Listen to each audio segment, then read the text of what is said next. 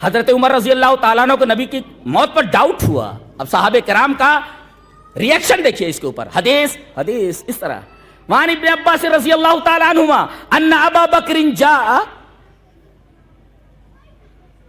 وعمر رضی اللہ تعالیٰ عنہ یکلم الناس فقال ابو بکر فقال اجلس یا عمر فابى ان يجلس فقال اجلس يا عمر فابى ان يجلس فتشهد ابو بکر فمال الناس اليه وتركوا عمر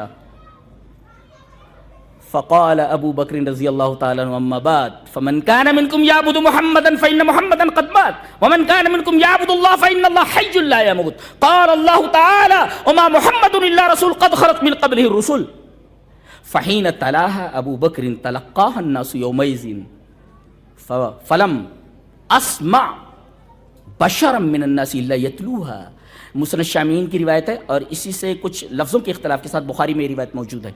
میں نے چونکہ یہ روایت مجھے یاد تھی مسند شامعین کے الفاظ تھے لہذا جو الفاظ مجھے یاد تھے مسند شامعین کے میں نے وہ الفاظ اس لیے کہ میں پوری حدیث پڑھنے کا اہتمام کرتا ہوں لہذا یہ الفاظ چونکہ مسند شامعین کے تھے میں نے مسند شامعین کی وہ پوری حدیث پیش کر دی ہے.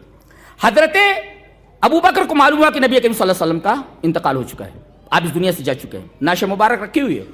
حضرت عمر اور تمام صحابہ کرام حواس باختہ ہیں, کچھ سمجھ میں نہیں آ رہا ہے کہ کیا ہو گیا یہ.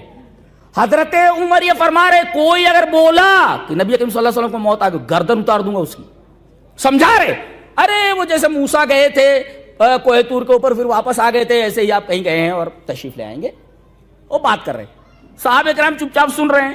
حضرت ابو بکر آئے اور دیکھا کہ یہ غلط بول رہے ہیں, غلط بول رہے ہیں.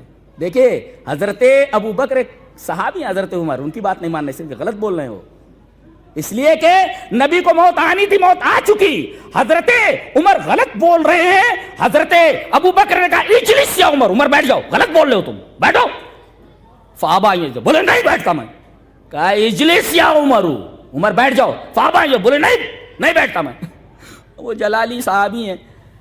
حضرت ابو بکر نے دیکھا کہ حواس قابو میں نہیں ہے نبی کریم صلی اللہ علیہ وسلم کی موت کی وجہ سے, فتشہد ابو بکر حمد و ثنا بیان کی اور اس کے بعد یہ فرمایا. حضرت ابو بکر معاملے کو کیسا سنبھالا ہے دیکھو.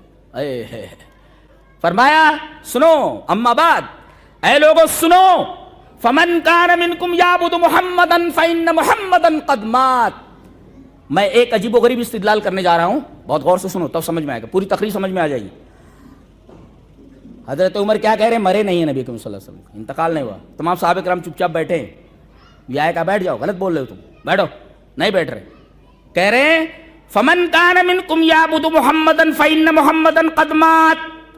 تم میں سے جو محمد کی عبادت کرتا تھا وہ سن لے کان کھول کر کے کہ محمد مر چکے ہیں. ومن کان منکم یعبد اللہ, یہ ہے توحید.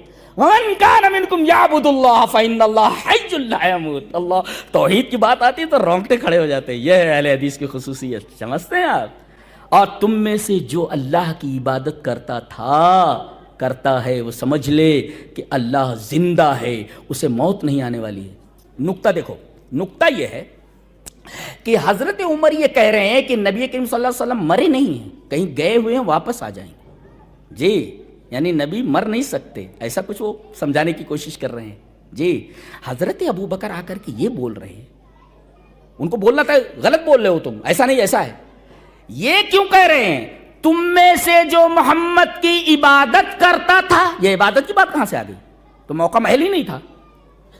ارے وہ کہہ رہے مرے نہیں, تو یہ ثابت کرنا تھا کہ مر چکے ہیں وہ. یہ عبادت کہاں سے آ گئی, عبادت کا حوالہ کیوں ہے. فمن کان منکم یعبد محمدا, جو محمد کی عبادت کرتا تھا. دیکھیے یہ محل نہیں ہے عبادت کا, لفظ عبادت استعمال کریں تو محمد مر چکے ہیں. اور جو اللہ کی عبادت کرتا تھا وہ سمجھ لے کہ اللہ زندہ ہے, اسے موت نہیں آنی. کیوں, اس لیے کہ جو یہ سمجھے کہ رسول کو موت نہیں آتی وہ اسے اللہ کی صفت حی میں شریک کر رہا ہے. یہی تو شرک ہے.